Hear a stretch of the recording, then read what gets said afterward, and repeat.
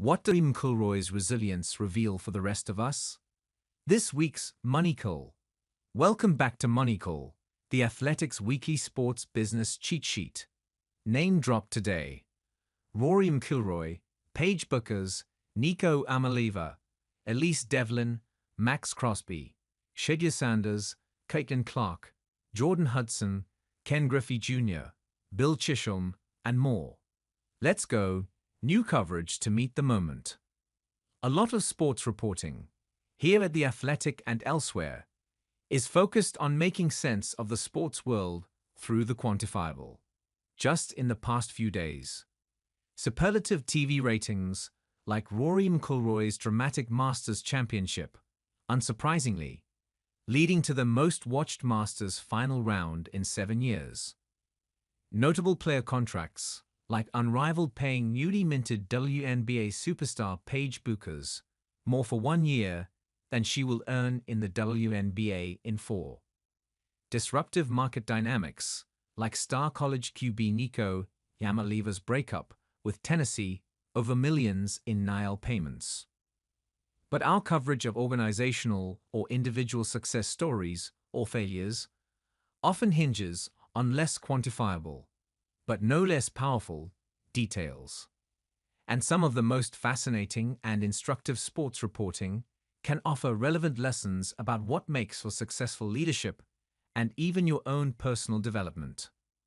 To wit, Rory's triumph was so compelling precisely because of his recurring failures to win the Masters, his resilience, and ultimately his redemption. And those themes resonate far more deeply than most watched since. That's why this week's launch of The Athletic Peak, an entire reporting team dedicated to covering leadership and personal development, should be of particular interest to the MoneyCall community. Start by checking out the Peak page and follow it in the Athletics app. Personally, my favorite Peak story from this spring has been my colleague Elise Devlin talking with Michael Phelps about his journaling practice, then trying it for herself. Much more to come. For now, let's zip back down to ground level. About those Masters ratings, as the thrilling tournament finished up Sunday night, Uni fans were tuning in en masse. The final round averaged 12.7 M viewers. I do wonder if this is peak Masters. The Rory redemption story was so unique, given his decade of attempts and his nearly 2 decades of being a fan favorite. Really compelling alt-argument from Brody Miller that the Rory Bryson Scotty era is set to be huge for golf. Welcome to the Paige Bueckers era. Paige isn't the singular supernova of Caitlin Clark, but she is popular and talented enough to instantly join the top tier of stars in the WNBA. Hopefully, this Dallas franchise doesn't squander its young star. Give Bueckers credit for at least some of Monday's draft ratings, 1.25 M, second highest ever, after Clark's draft last year, obviously, and up 119% over 2023. We talk a lot around here about the rising new floor for women's sports TV ratings, even beyond any Clark effect. And this is a key exhibit.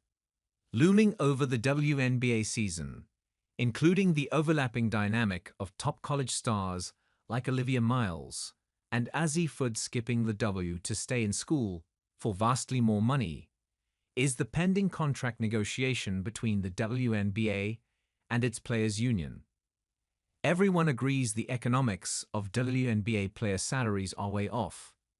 How disruptive will things get en route to a labor deal? Bofo TV ratings this season will bolster the players' case, as will competing leagues, including college, offering bigger bucks.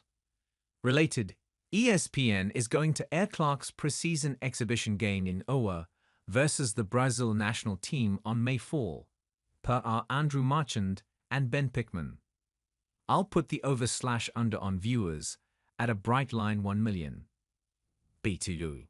The worst seats in Carver Hawkeye Arena are going for more than $250 on secondary ticket markets. And that number will only go up closer to game day. Just published. Big parlays, fake injuries, and Telegram tips.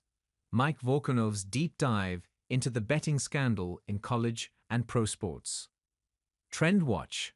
Maxx Crosby joins the list of pro players who are becoming college assistant gems, mostly as a way to drive NIL funding to secure players. Crosby will become the first active NFL player to take on the role at his alma mater Eastern Michigan, where his sizable donations already got the football field named in his honor. The NBA has also had a few: Steph Curry, Trae Young, Terrence Mann, and Crosby definitely won't be the last in the NFL. The one I want to see, given the combo of star power and net worth: Josh Allen as assistant GM at the University of Wyoming. NFL prep.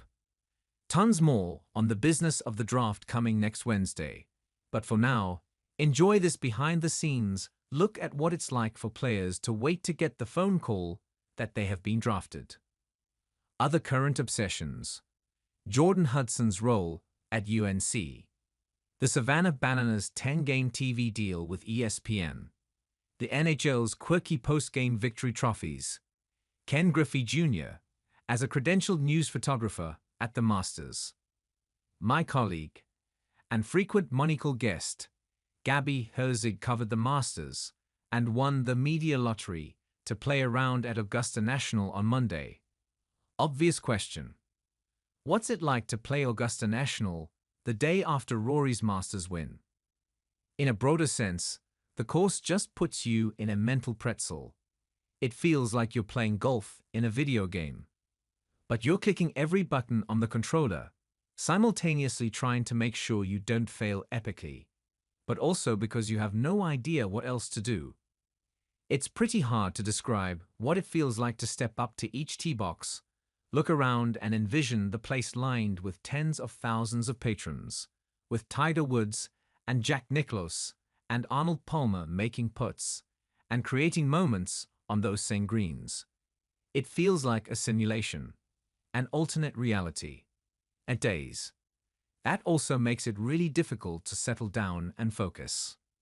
I was on complete autopilot on the first tee and somehow managed to make the most impressive par of my life on no one. No two was a different story. Fortunately, Herzig wrote an amazing column about the experience, including answering many reader questions. Absolutely worth your time today. The key takeaway: more confirmation YouTube is the behemoth, with an audience nearly the size of Netflix and Disney combined. With an audience half of cable and more than half of broadcast, anyone willing to bet against those latter gaps being closed completely in, say, 2 years. This weekend at the Colorado football spring game, the program will retire Shedeur Sanders' No. 2 and Travis Hunter's No. 12. That's after retiring just 4 numbers in the program's 122-year history. Some might say already. My reply: why wait? What number of years, of distance from the enthusiasm, is more appropriate? Lauer, appropriately, rushed to retire Caitlin Clark's 22 basically as soon as she stepped off the court after her final game. Florida should retire Walter Clayton Jr.'s No. 1 next November at the season opener. When you know, you know. Great business-adjacent reads for your downtime or commute. Speaking of personal development, I was fascinated by this reporting from my colleague Jay King about new presumptive Boston Celtics owner Bill Chisholm and how his experience playing college soccer impacted his path forward. 2 more. What we can learn from Dan Campbell's locker room speeches. Why Liverpool and its Premier League rivals love hiring physicists. Back next Wednesday.